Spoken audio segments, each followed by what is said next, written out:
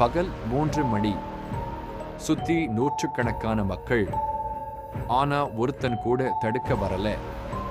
வெறும் 30 வினாடியில ஒரு காதல் கதை இரத்த கரையா மாறுறது எப்படி? திருப்பூர் மாவட்டம் உடுமலைப்பேட்டை. சங்கர் மற்றும் கௌசல்யா இவங்க 2 பேரும் காதலிச்சு கல்யாணம் பண்ணிக்கிட்டாங்க. ஆனா கௌசல்யாவோட அப்பாவால இதை ஏத்துக்க முடியல.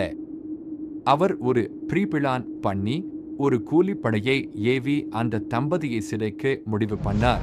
சந்தரும் கௌசல்யாவும் மார்க்கெட்ல நடந்து போயிட்டு இருந்தப்போ திடீரென மோட்டார் பைக்ல வந்த 5 பேர் எல்லாரும் பார்த்துட்டு இருக்கும்போதே அறிவாளி எடுத்து சங்கரை சரமாரியா வெட்டினாங்க.